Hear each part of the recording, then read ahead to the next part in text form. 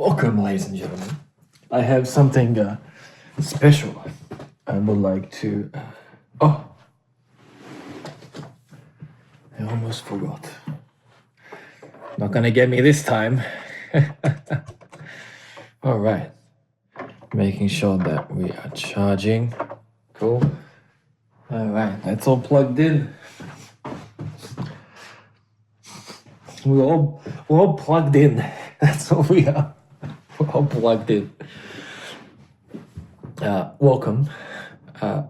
So without further ado, look what just arrived from YouTube. And in typical unboxing fashion, I would like to I would like to unbox it with you. All right, so let's see how we go. It's a little bit smaller than I was expecting. I think they've changed it, the sizes again. It's more like a sort of thing you can put on your bookshelf now instead of on the wall. I have to say I did prefer the wall, but I don't really.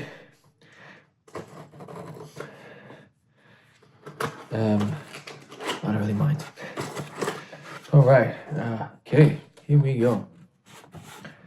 All right. So we have a bit of a foam thing. A little card here. Congratulations on your subscriber milestone. We are honored to take part in recognizing your achievement and want your experience to be exceptional. This board was inspected by Rick. If your award is damaged during shipping, please contact us. There you go. All right, Rick, thank you very much. If you end up watching this, very much appreciated, Rick. Thank you for double checking everything is a-okay. All right, so we have a little bit of a little sort of certificate here. Do you remember your first subscriber? Yes, I do. And your 100th, sort of. But I remember my 1000th. That was a big moment. And yeah, I definitely remember 100,000. Got a screenshot of that. Yeah, so may have found you. Your fans may have found you during YouTube, searching YouTube, learning about you through a friend, recommended video. No matter how they came to your channel, your audience has increased and you've built up your community. We're proud to honor your impressive milestone of reaching 100,000 subscribers with the Silver Creator Award. Congratulations. We know you have more stories to share. Damn, I do. They are knowing me too well. We can't wait for you to amaze them even more with your commitment and creativity. Thank you very much. Keep creating, keep building. Can't wait to see what you'll do next, and we're here to support you along the way. And who knows, reach your 1,000,000th subscriber. We may just write to you and ask you, do you remember your 100,000 subscriber? Yeah, that's very sweet. And yeah, it's signed. I'm not sure if it's signed. Seems like it is, but I'm not sure. It's actually signed by the YouTube CEO, Neil. Yeah, that's very sweet. There you go. If you can see that, hopefully. I think if you can see my face, you can see this. So there you go. That's really nice. Thank you, Neil, for doing something like that. That's really cool. All right, let's have a look. Something in the back here. Recognizing a team. Oh, that's the other ones. No, it's just me. There's no team here. It's just me. All right, let's put these scissors down. All right, here we go. Very nice. It's pretty lightweight, I have to say. Nice little packaging. Very shiny. Man, that is shiny. All right.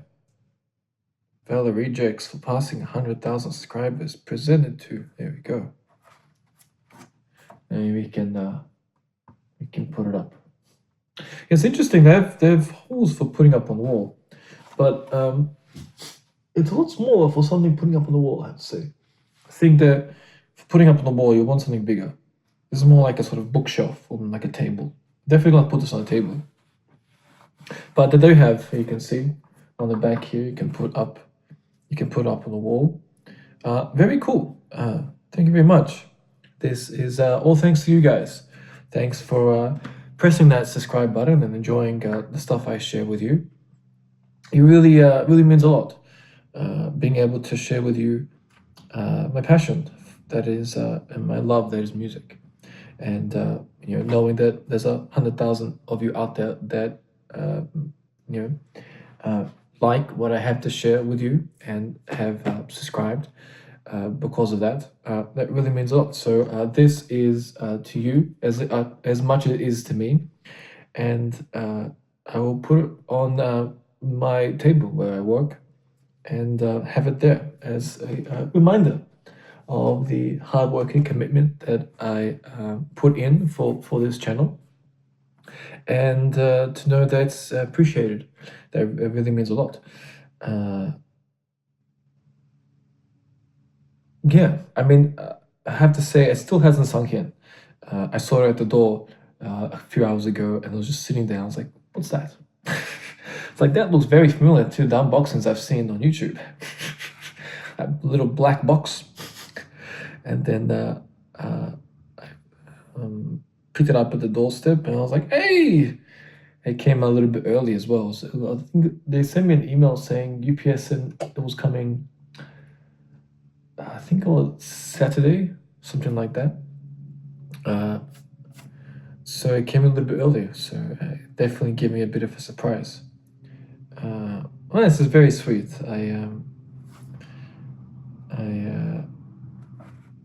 I really appreciate it. I'm not like a big sort of like awards, but I really appreciate when you get recognized for something like when you reach a certain milestone. I think it's very sweet.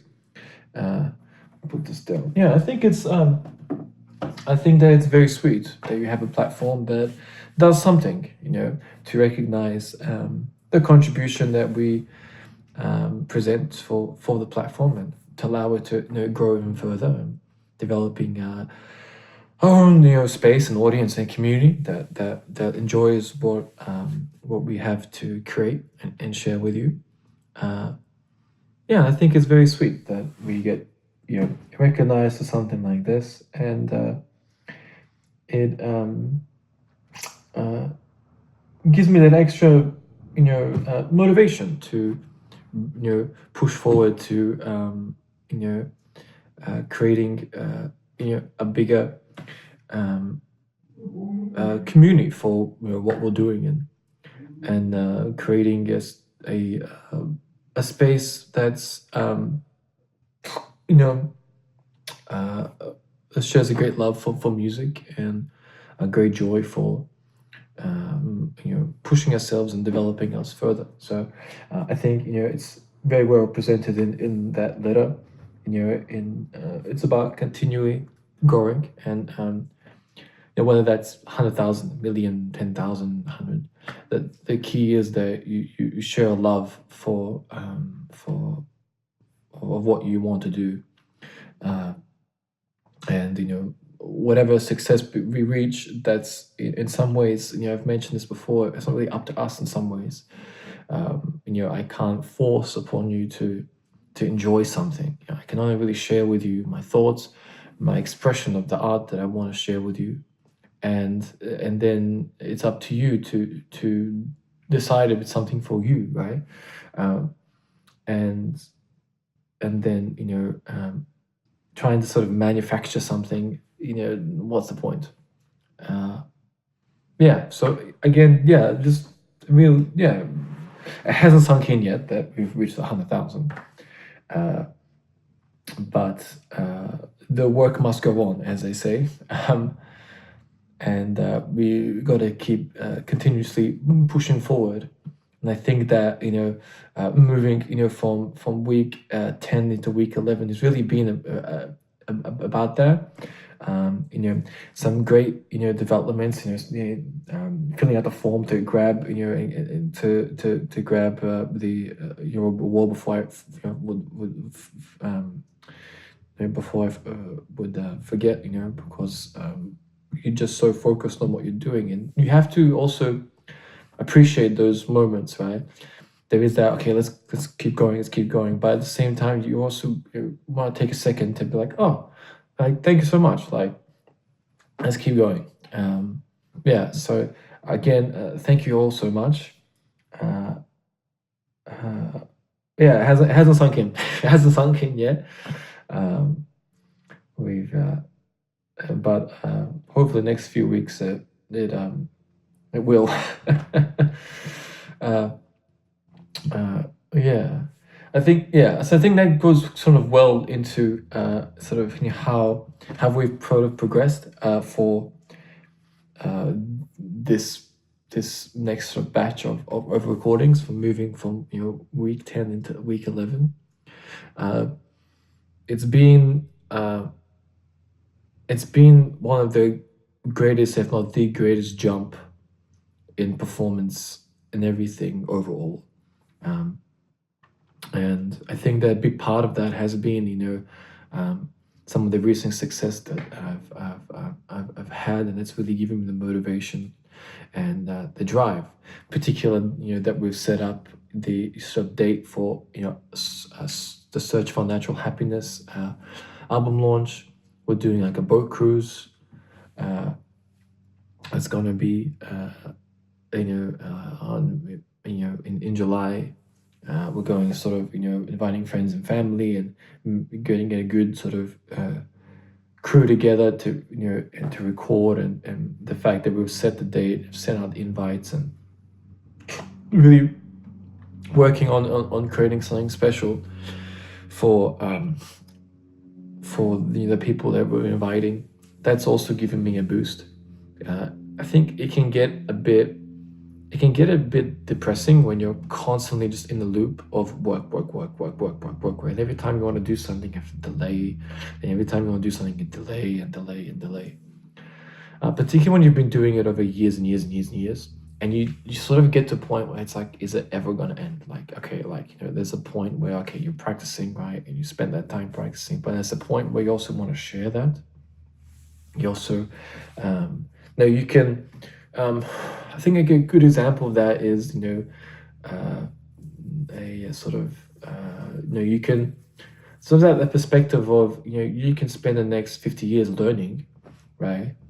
And you're only going to get better if you keep learning. But again, that means you don't really end up sharing any of that with anyone.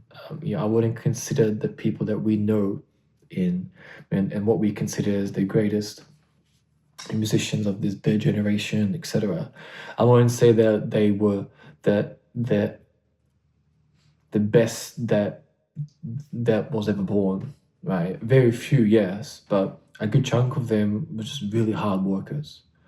And a lot of people that were very talented would just never saw the light of day, because a big part of it is your work ethic, right? And obviously that other circumstances that affect it. And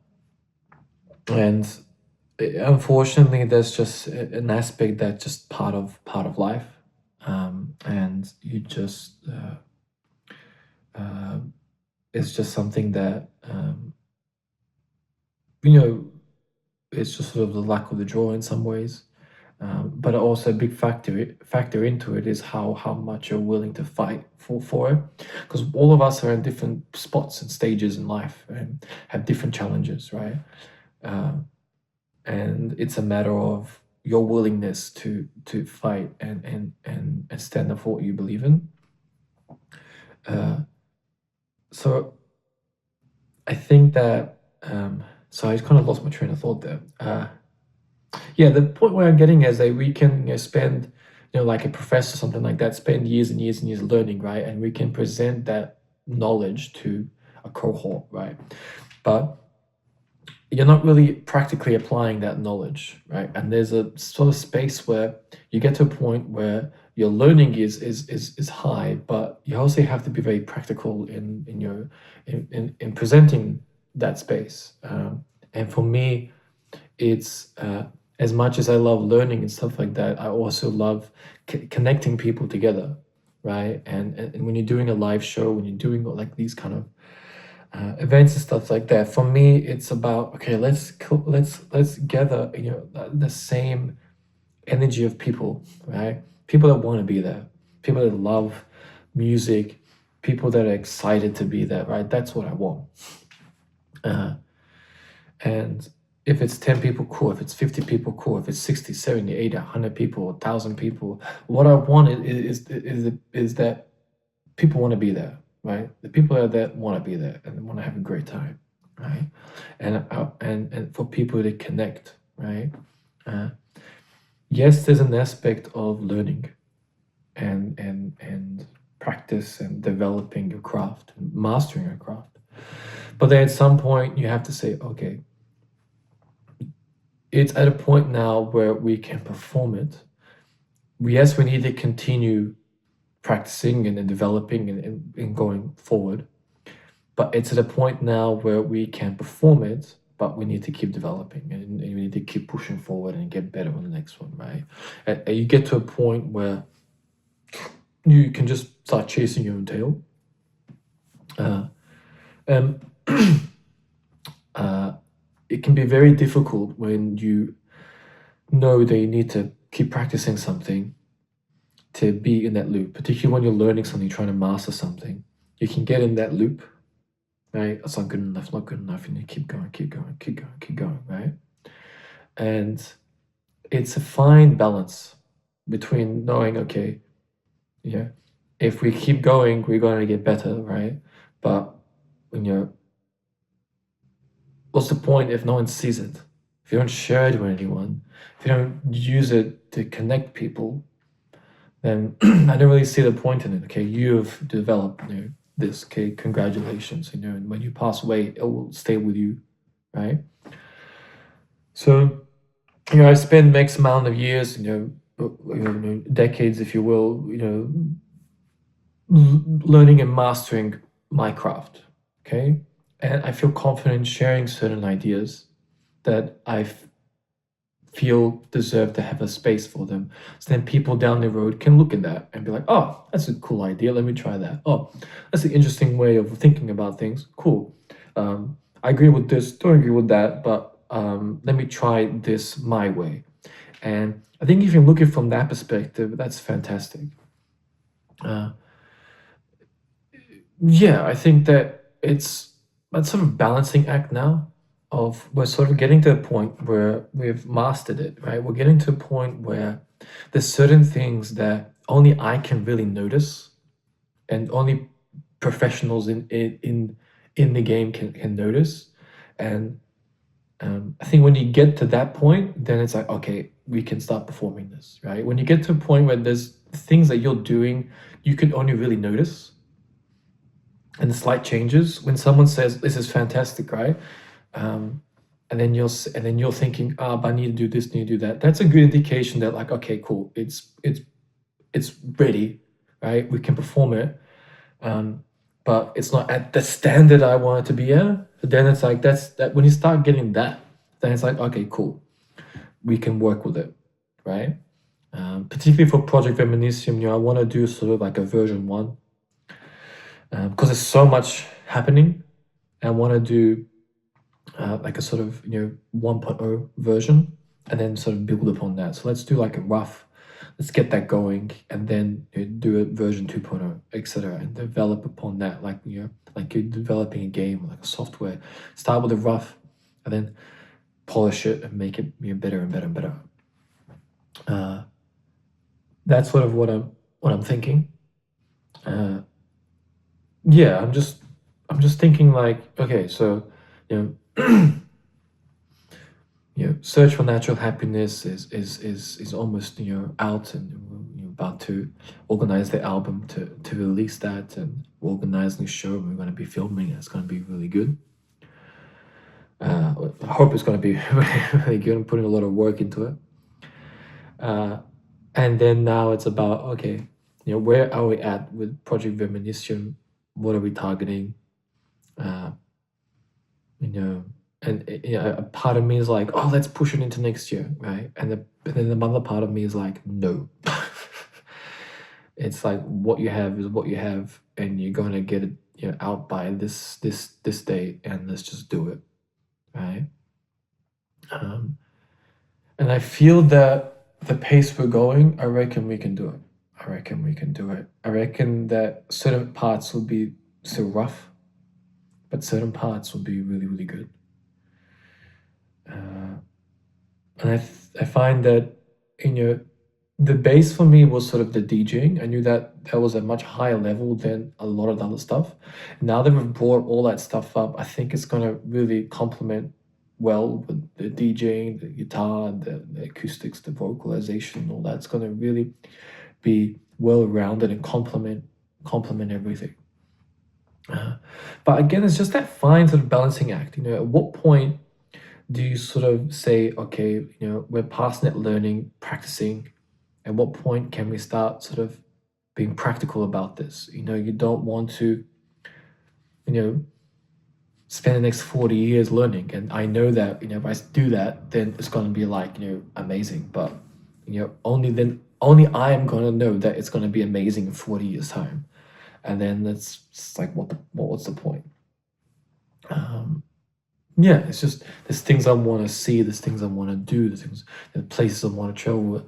I want to do that stuff while I'm still young. Then connecting with you guys, meeting you in person, organizing VIP nights to chat with people. When you're in your old age, it's difficult to do that. It's different to relate to your audience.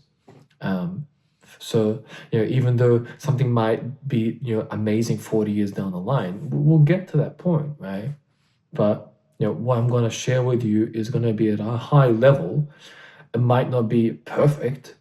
It might still be areas that I'm tweaking and stuff like that. But what I want to get to is that a lot of that stuff is not going to be only for that I notice, right? And I think that that's something that I find that I'm a big fan of George Michael, and I find that, listening to his interviews, the way he talks about things, I find that that's a sort of trap that he got himself into quite a lot. And watching the documentary, it's sort of that space that I've been in that space all the time. I'm still in that space that you are very, very hard on yourself. And a lot of the things that you feel are noticed or are noticeable in the piece when you perform aren't noticeable, right? If you think that you're performing it a certain way, or this needs to be better, this needs to be better, and then someone as an observer watches it, like, this is amazing. And then when you listen to him, it's like, this is garbage, right? A part of that is holding yourself up to a very high standard, which is fantastic. But a part of that is also just not being, I would say, confident in yourself. And as being an artist, particularly as a singer, as a vocalist, it's very tricky. It's very easy not to be very insecure about how things are sounding. Particularly vocalization's a very sensitive area. And I feel that I feel a lot of resistance. For example, when I recently did a rehearsal for the Search for Natural Happiness, I felt so much resistance towards it, because it's really, you're putting yourself on the spot, right? It's raw. There's nothing to hide behind, right? And as an artist, that can be very confronting. But I feel that that's important, right? Is every time we do that, it gets a little bit less, sort of. And and I'm sharing with you my craft. I'm sharing with you something that there's nothing to hide behind. It's just me figuring this out, right, with you, like, and yeah, I think that's an important distinction, right? That there's, like in George Michael's case, there's certain things when you get to a certain level that only you can really notice, right? And for most people, 99% of people, it's going to be the most amazing performance you've ever seen, right? But for you, that 1% that's like a professional, a performer, etc., that's part of what you do, will notice it, right? But for most people, it's going to be amazing, right? Same thing when their friends show me something, and I'm like, okay, right? Because I see it from a different perspective, right? But it's more emotional to them, right? That it's not a clinical thing, it's not a rational thing, right? When people look at music, it's from a very emotional point, right? Sure, we have lights and this and that, but it's very much from a sort of emotional standpoint, right? Perhaps there's a bit of sex appeal in there, a bit of stage presence, the lights, the crowd, the fireworks, the production. It all plays a part, right? Very few will look at it clinically and be like, okay, yeah, vocally, what's happening, right? Is it vocally good, right? Is it in key? Is it this? Is it that, right?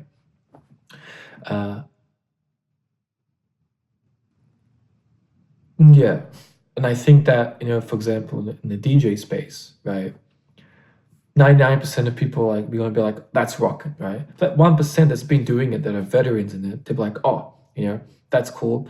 Try this, try that. Oh, that's a mistake. Oh, but you want to do this, but you want to do that, right? Most people are not gonna notice that, right? Oh, um, he didn't take enough low end out, and then this happened on that. When the switch, it was a millisecond too late, right? That kind of stuff. Most people, I'm gonna notice that, right?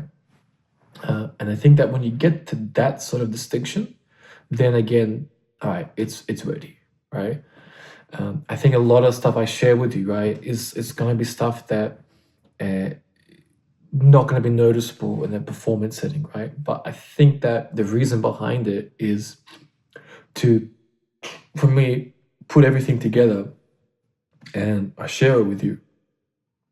Being able to link to here are all the practice and rehearsals that we've done for this, right? Particularly now, and that's sort of what I want to get into, but particularly now as we sort of progress into the AI future and all those advancements that are happening, and all this weird stuff that's happening. I noticed that we're sort of playing an instrument but not playing it, and then singing but not singing, and all sorts of weird stuff that's happening. It's very important that I share with you, the raw takes, right? When you're doing it raw, that's it, right? You can manipulate it when you plug it in and do all this and record it. But when it's raw, it's very difficult to manipulate when you're dealing with the reverberation of the room. Live speaker, recording a live speaker. There's only so much manipulation you can do to something like that. And that's why I find it's very, very important.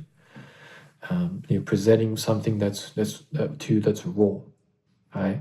And when we film and everything's polished up, I want to be like, here, this is all the rehearsals that we've done and developed for that project. And I think that's a great way of showing people that it's me, right? What you're seeing is me. This isn't like computerized or some weird sort of thing, right? And I think that's gonna, as we progress, is gonna get more and more important. It's gonna become more and more relevant, I feel. I'm sorry.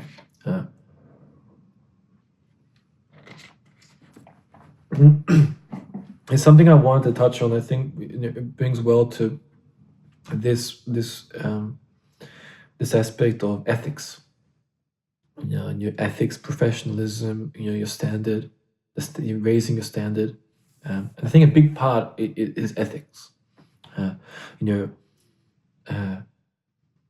How do we sort of control, the space with the advancements of artificial intelligence and stuff like that? then we need to in some ways develop a sort of some ways governing body that can determine if something's generated through AI and stuff like this.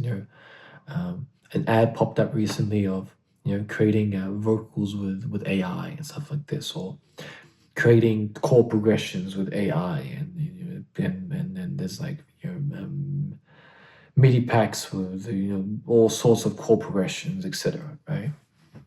And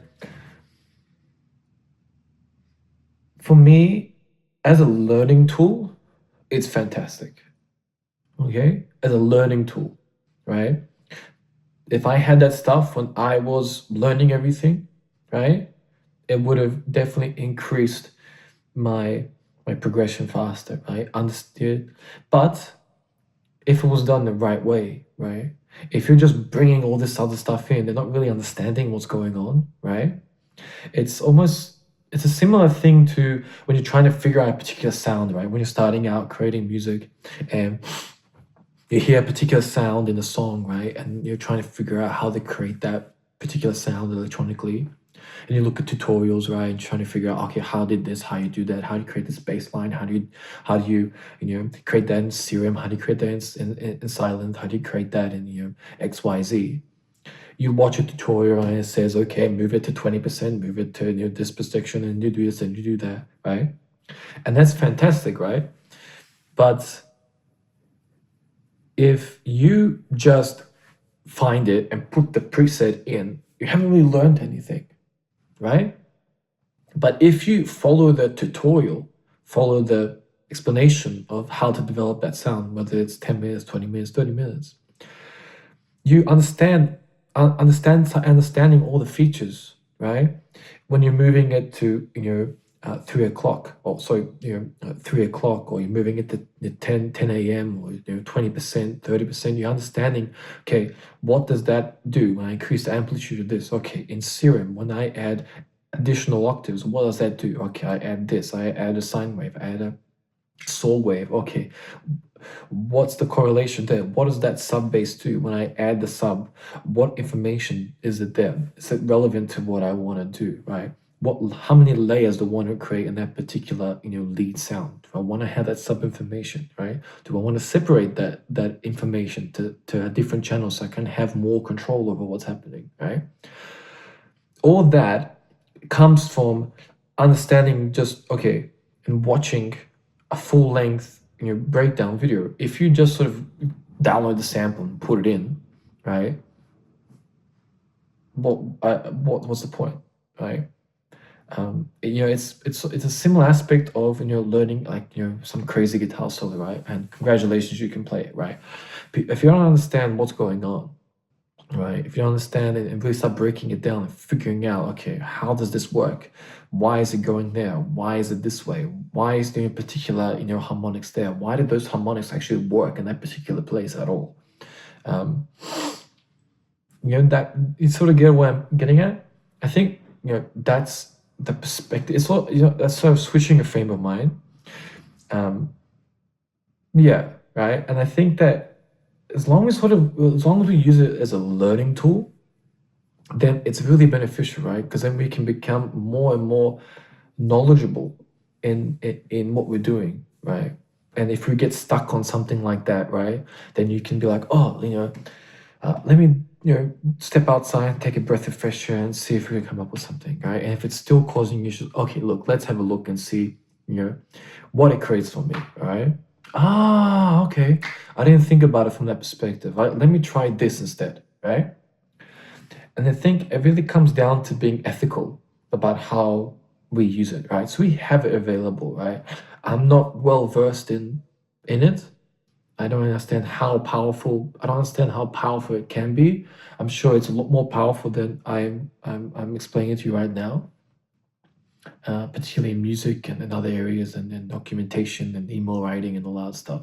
But for example, like using Grammarly, I use that a lot. I use it all the time now, and the way I type, right, has improved drastically. But I still type, right? I don't just say, write me an email, right?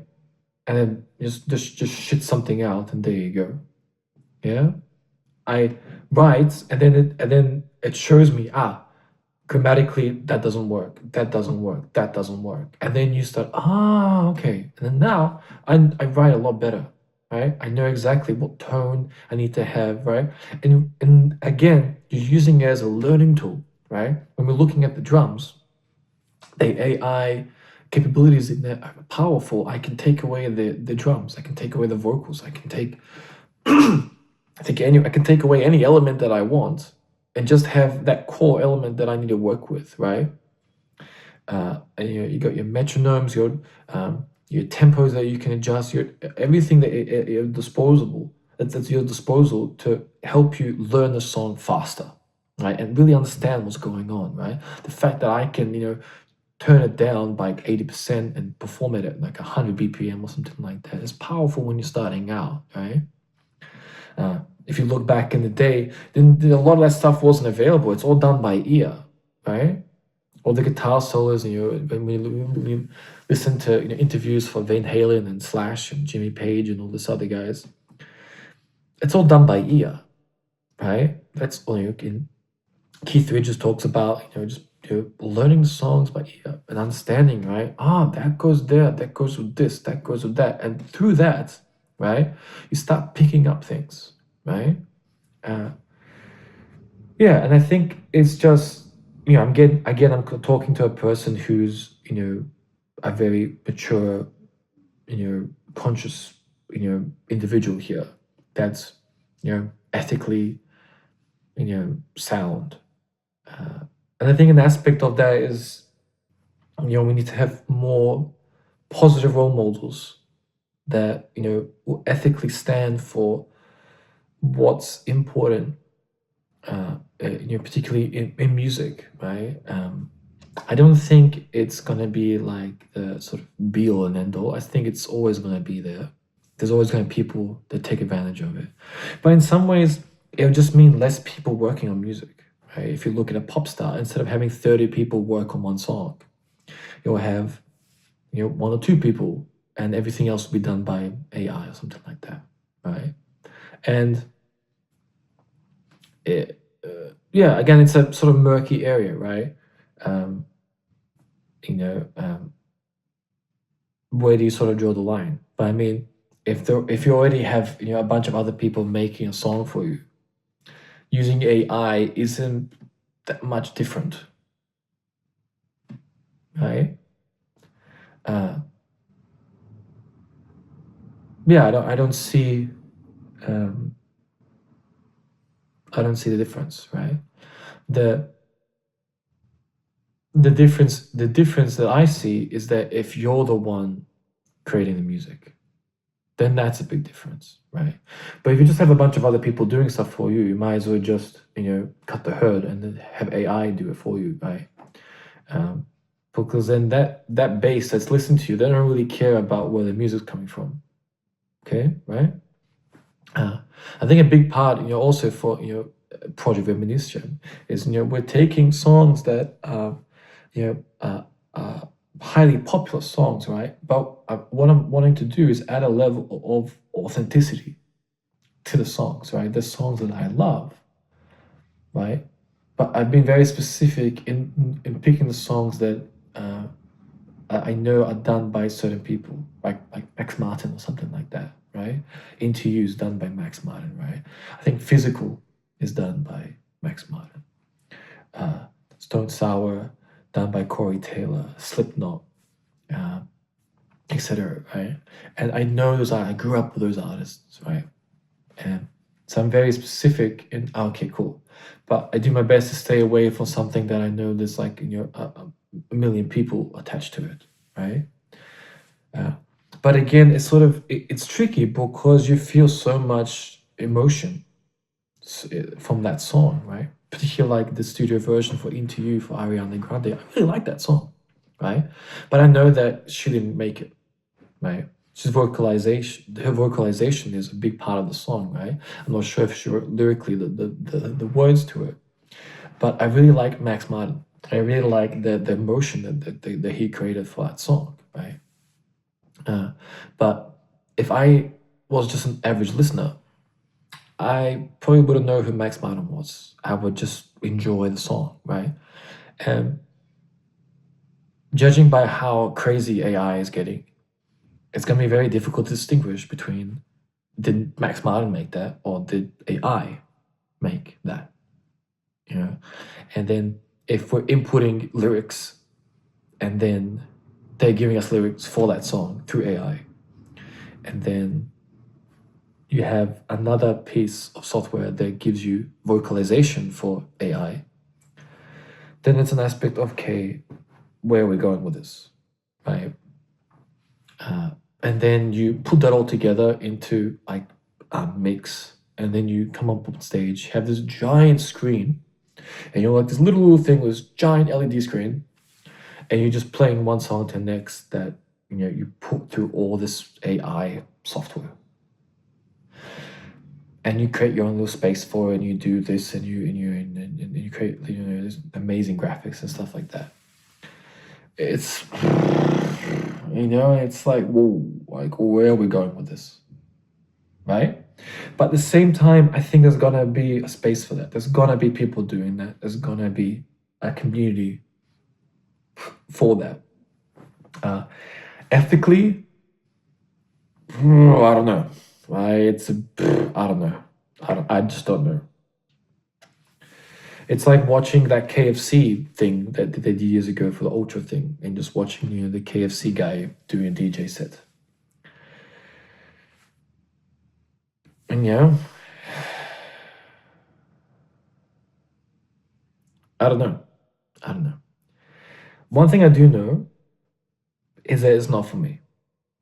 And if I project into the future, I think that's sort of how it's going to be, right? We're going to have people that is open about it and love using it, and then people who just aren't really for it, right? And I think if we can do it like that, then it's going to be amazing, right? But having matured and being and not being not being a teenager, right? I know that the world doesn't work like that. There's some very nasty people out there. Some people that, and a lot of these cases end up, the people that end up suffering the most are the people that didn't do it in the first place, right? So it's going to be a challenge, right? There's going to be people that are very unethical about it, that say they didn't use AI, but they did, right? And they create something, and then they try and sort of play it as they didn't. There's going to be people making mixes that are done through AI, and then say that it wasn't done through AI. Yeah.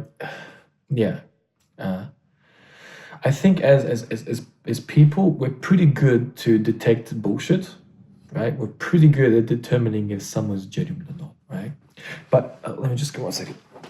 Okay, cool. Just want to check it's all good. But it's interesting how far we can go these days before that starts applying, right?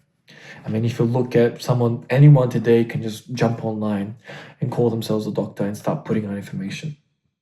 And they can get to a pretty decent, substantial following before anyone calls bullshit, right? Or they can fake, a degree and all this other stuff. And, I'm not sure how far they can get, but maybe into the millions. And then, before it's determined if they're actually a doctor or not a doctor, right?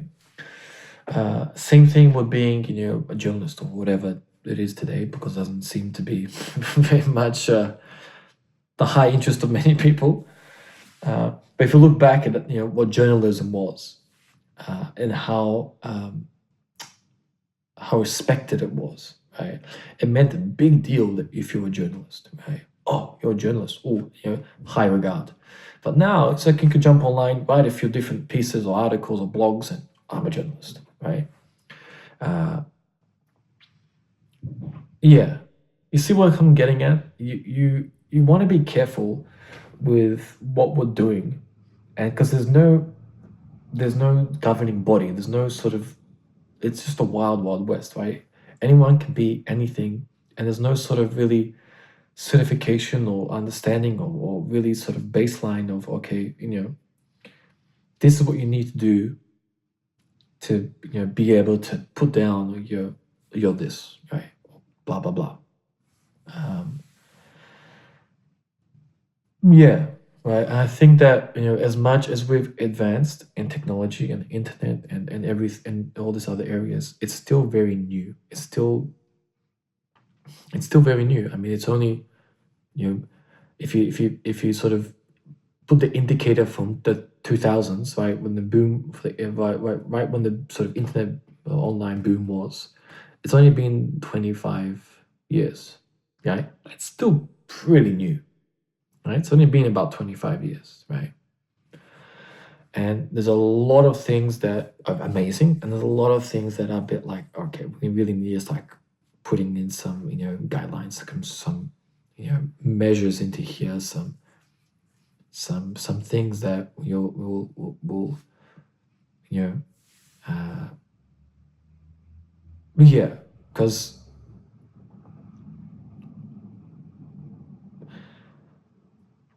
the rate that we're going with AI that I'm noticing, and I think I just saw recently that it's up to I think that GPT or whatever it is, it's like up to number version 5 already, which is crazy. And who knows the developments that can be done. I recently saw Adobe, it's able to now transform a 2D image into a 3D image, which is wild. Yeah, right. But I think that as long as we can have these communities, right, and we have people that are just transparent about what they do, right? I'm not saying that it's bad. I'm not saying it's good either. I'm just saying that we need to be transparent about, okay, what are we doing, right? And then people will know and they can see through that. I think that's important, right? Like, for example, I love finding art that was generated with AI, right? And for a while, I actually didn't know it was generated by AI. I thought it was some designer, and I would find pieces of artwork, pieces that I really liked, and used it, right? Only later did I find out that was generated by AI. I was like, oh, cool, right? Particularly like cyberpunk, I think it plays very well, right? But the core of what I'm presenting is a live mashup, right? It's something that I put time into and recorded live, right? And it's not something that I'm just gonna put through and mash it all together in the software and there you go and then call it live, right?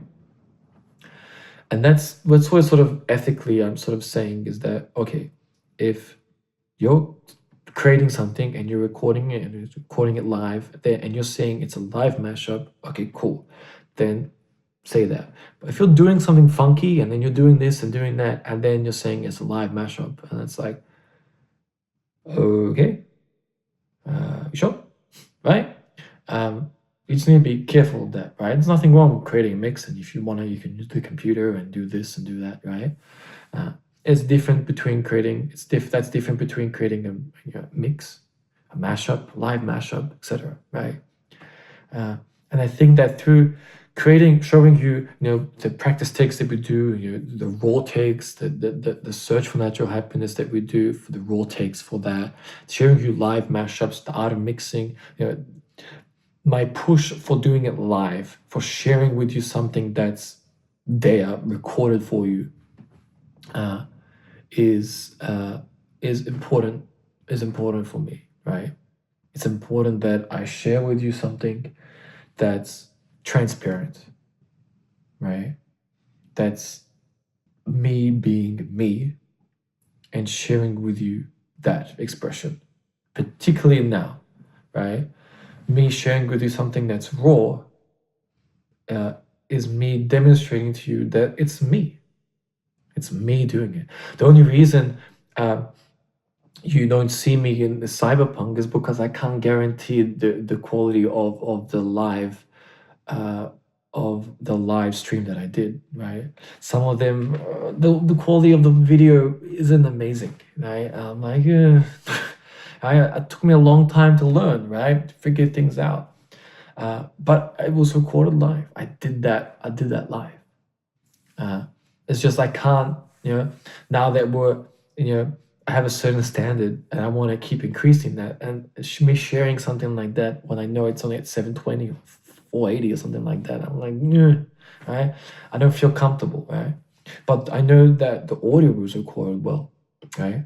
And through me finding cool videos, it can create a bit of a story, right? For cyberpunk, right?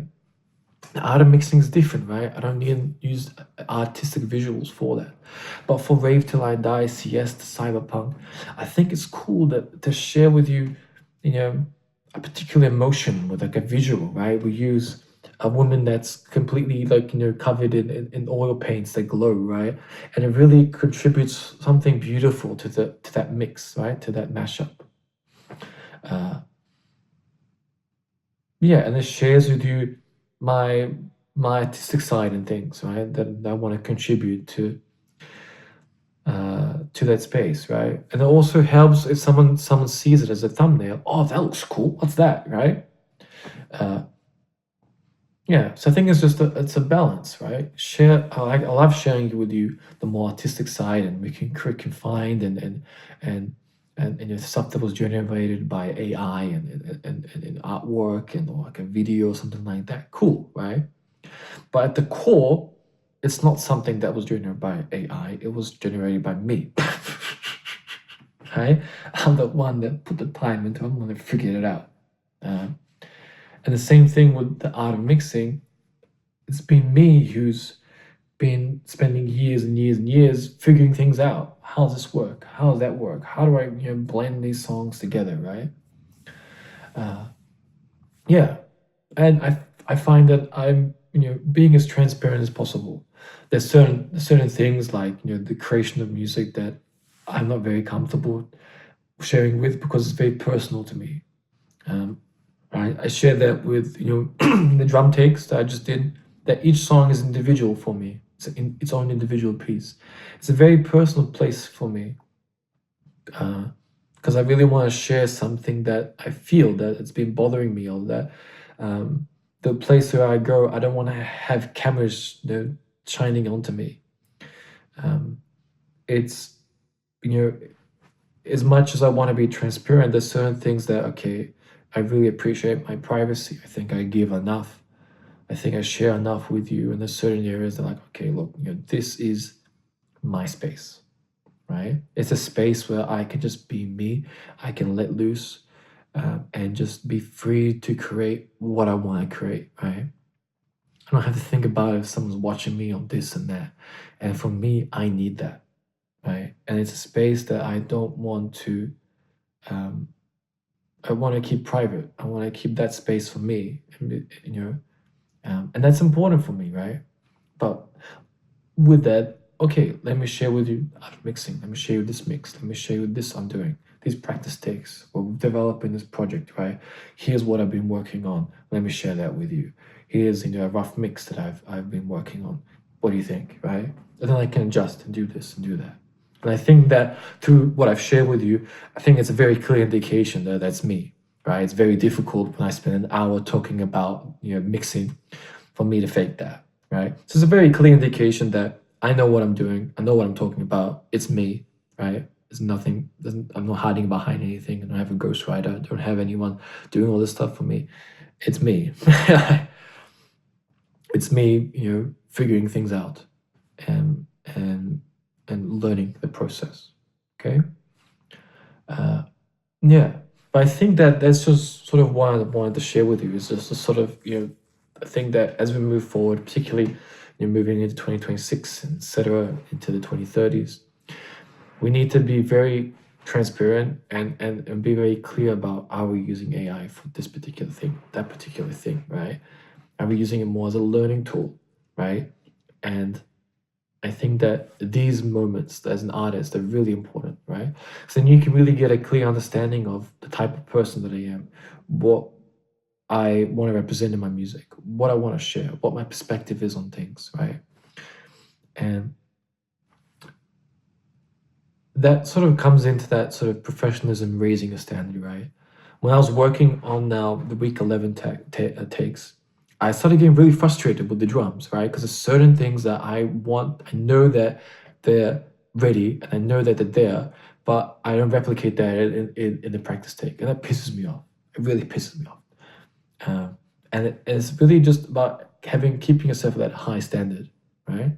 And knowing, okay, you got to be better than this, right? You know this song, you know that moment, and you've been playing that moment very well. Just because you're recording doesn't mean you just don't do it well, right? Similar thing for the shape of my heart. I've been working really hard on the song, and the twice that I recorded it for you guys for week 11, I made the same mistake in the same place I haven't made for the past 10 days or 2 weeks, right? And that really bothered me. I was like, this is unbelievable. Like, and then everything else well, but the same place, the same point, I hadn't made that mistake at all. I was flowing really well, and then it's like, what the fuck? Yeah, but it just is what it is.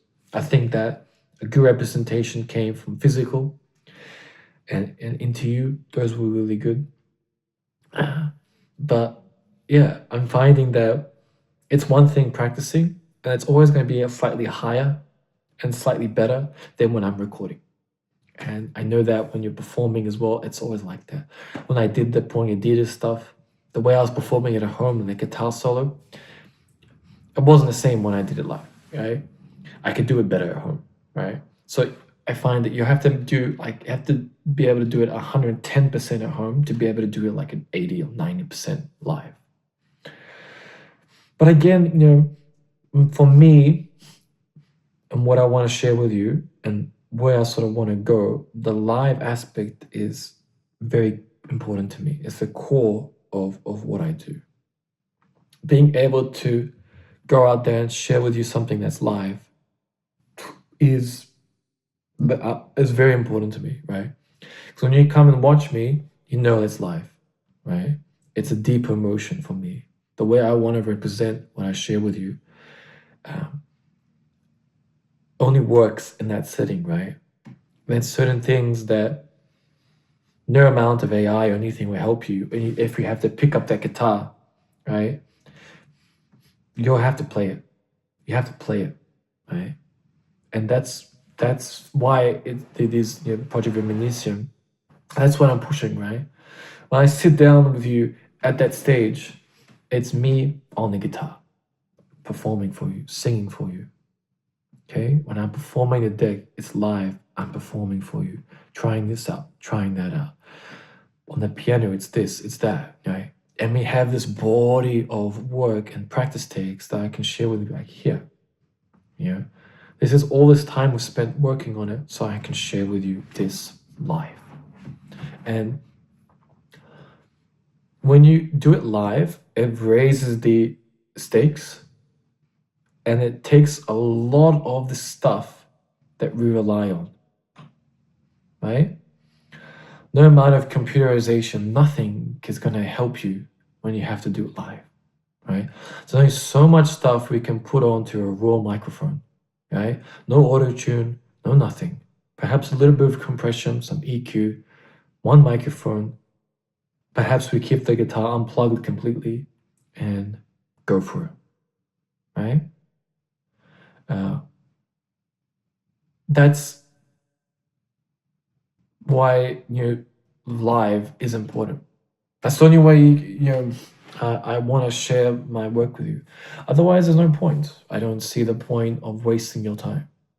At least from my perspective, right?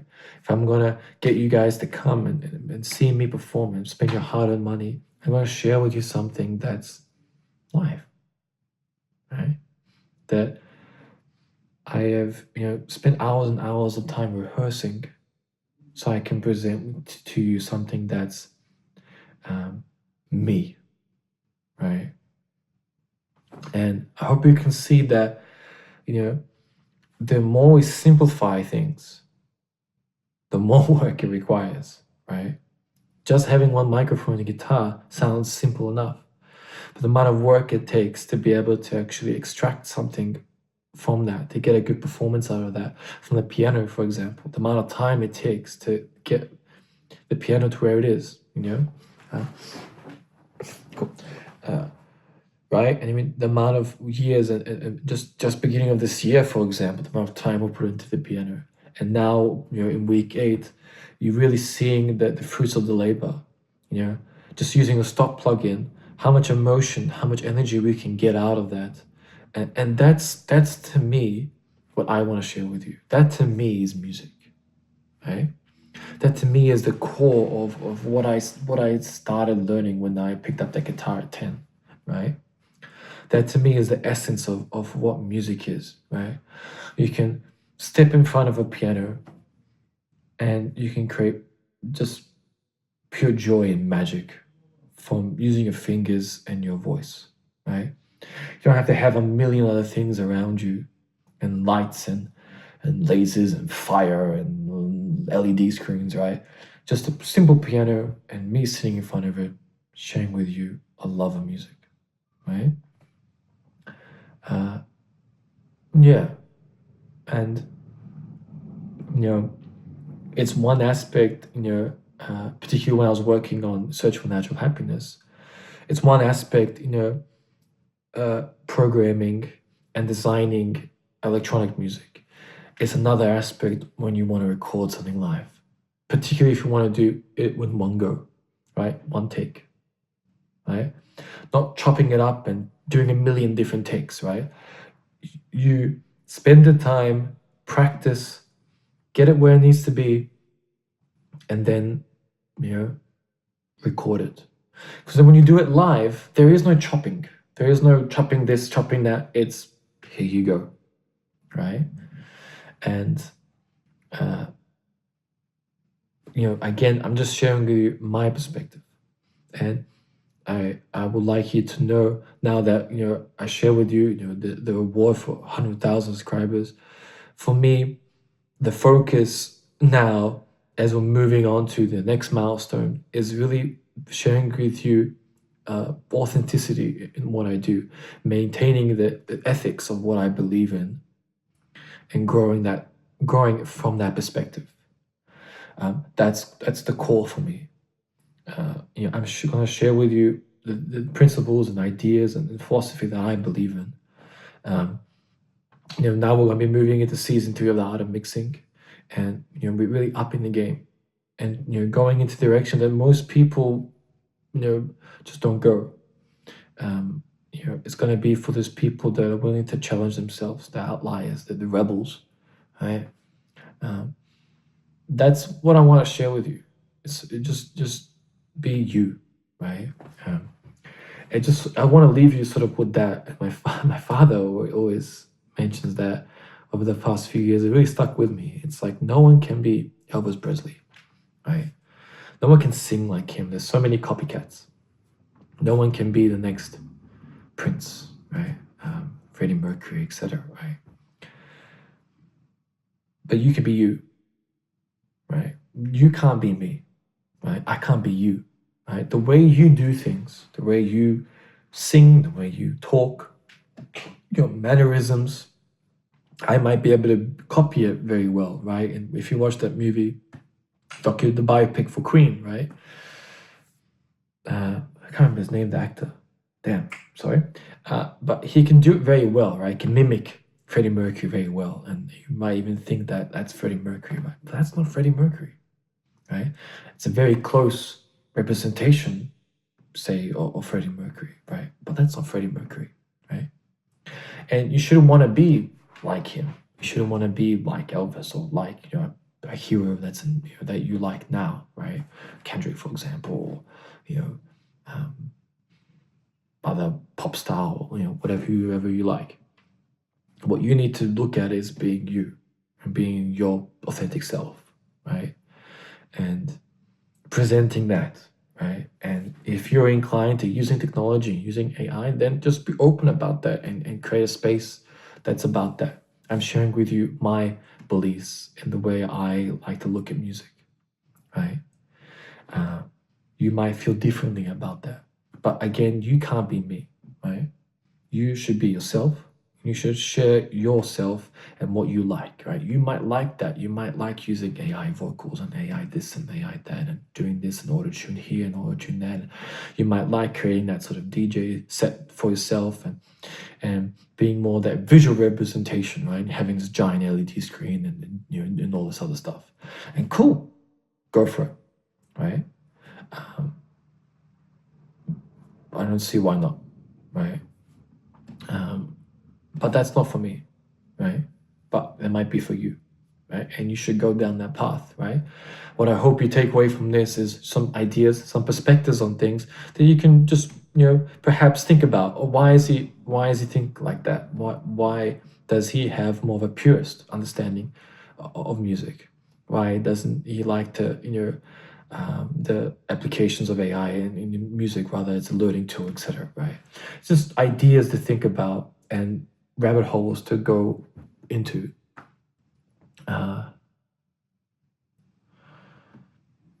Yeah, I think I think I'd like to leave it at that, right? And it's just to sort of we need to be open about the and sharing our ethics and having a higher standard of ethics in music, having a higher standard of professionalism and then raising our standard, right? Particularly if you're doing something on the live, you're doing something that you want to get better at. Always be willing to just because someone says it's good, look at yourself and be like, is it really good, right? Where can we go with this, right? Having that higher standard, right? Because if you don't do that, no one's going to do that for you, right? You really need to be disciplined and hard on yourself in moments, right? And to have that higher standard, right? Yeah, because from my perspective, I really think that's important. And as we progress now into, that sort of AI, era and time, we're sort of moving away from that information. Yeah, right? I think that's, although it's interesting, I think that we're sort of getting confused a little bit. I think it's more like a database, right? Some of a database, a collection of information, and then it's sharing that information. I don't think it's necessarily like an artificial intelligence just yet. Like it's thinking on its own or something. I think it's like more of like a database. I'm not really familiar, but I think it's just sort of like that perspective, right? But I think that that's sort of just become the generalized term for it as things usually do. But it's more like a database, right? So like when you go into Google and you type in a question, you don't have to actually go into individual articles and find the answer. It will, like the AI will just collect from its database and figure out and give you the answer, right? So now when you go into Google, you just ask a question and it automatically generates like a description and understanding of what you're wanting. And that really comes from a cohort of data that we've collected over the past 25 years. But I don't think it's necessarily, it's not artificial intelligence. We haven't reached that sort of singularity moment where like it's greater than human intelligence. So I don't believe it's thinking on its own just yet. I could be wrong. Maybe there's more advanced, military AI and stuff that is. But I think it's more of a collection of data that we're collecting, and it's using that data to, generate what you're after, right? Similar to the sort of Adobe thing. It's generating sort of that image from its database and rendering and creating a 3D image from that data. I think it's, if you look at it from that perspective, yeah, rather than it's like artificial and it's intellectual, it's, it's really much the aspect of it's collecting all this data that we've collected for years and years and years and skimming through everything and sharing with you, what it knows from our understanding, right? It's sharing with you what we've collected, our history, what we've written down, the articles, everything that we've digitized. It's going through all that within milliseconds and sharing with you, right? That information, right? So in some ways, it's just sharing with you what, we've all learned within a split second, right?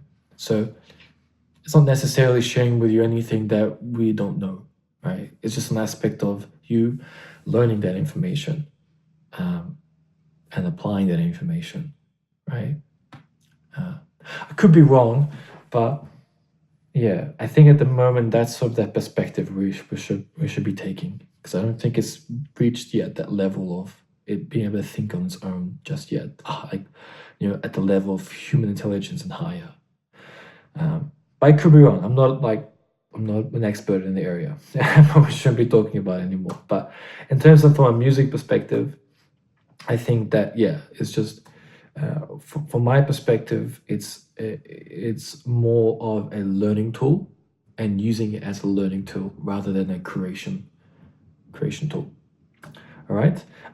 Thanks again for joining me for this journey for 100,000 subscribers. I'm gonna find a little sort of book, sort of also like a something at the shops, so I can sort of angle it a little bit better so it doesn't keep falling. And I'm gonna put it on the table. All right. Really means a lot. Thank you so much for joining me, and I hope that I've given you a bit of a different perspective on things to think about. And thank you so much for joining me for a new introspection. It wasn't much of an introspection. I'm kind of just getting sick of talking about my mental space and all that, so I think it's just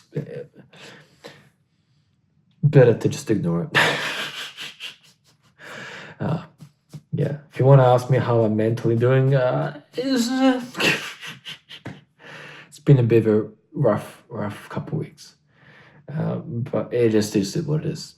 I think I might just sort of change this to the Confessions of an Artist, week 11. But either way, thank you so much for joining me, and I'll catch you very, very soon for the next sit down. All right, please enjoy the practice takes. We really up the ante for these ones, some great developments. All right, much love to you all. Thank you so much for joining me. If you're stuck with me to the very end, I'm talking with you personally right now. Thank you so much. You are amazing. Yeah, much love to you all once again, and I'll catch you all very, very soon. All right, see you later. Mwah.